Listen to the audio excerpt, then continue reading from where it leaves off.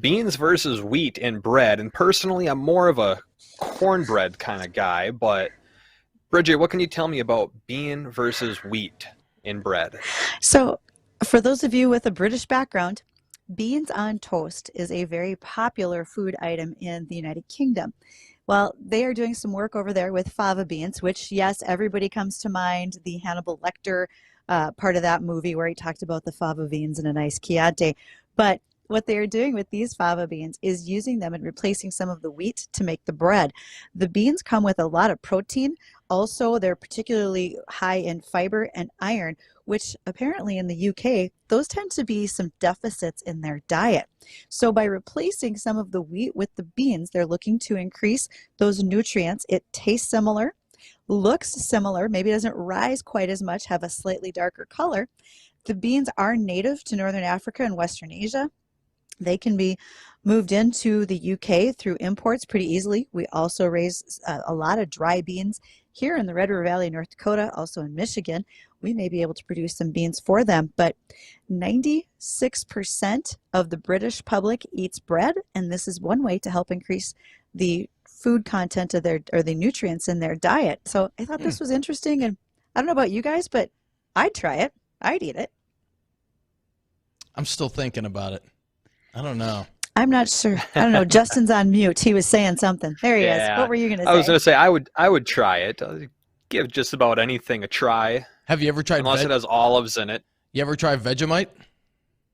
Vegemite. Yes. All right. You need to elaborate on that one a tad bit more. Okay, so it's an Australian spread. So men at work have a song out, and she just smiled and gave me a Vegemite sandwich. So if you've ever tried it, to me, it's disgusting. And Bridget, did you like it? And what's it made out of? Do you know?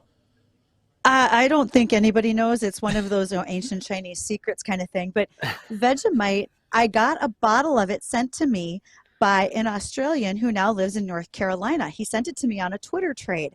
And what you're supposed to do is take a saltine cracker, put butter on it, and then a very thin layer of this Vegemite. Vegemite is almost as if you took like brown gravy, but not that great, and spread it on that cracker. So I tried it. It wasn't great. It didn't make me gag like lutefisk. And actually, like, I made a pot roast the other night, and I put some of that Vegemite in there to give it like that, Justin will know this, that darker umami flavor to go along with the pot roast, and it actually worked pretty well. I don't think that's how Australians intend it to be used, though. That's not their plan. Yeah.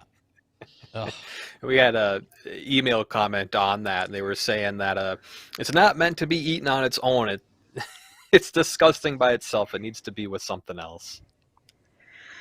Yeah, and this person has also said they're willing to eat lutefisk. So I've got some questions about their taste buds to begin with.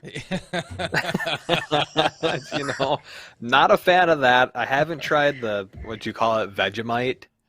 Yep. You're not missing much. I don't know. I'd give it a try.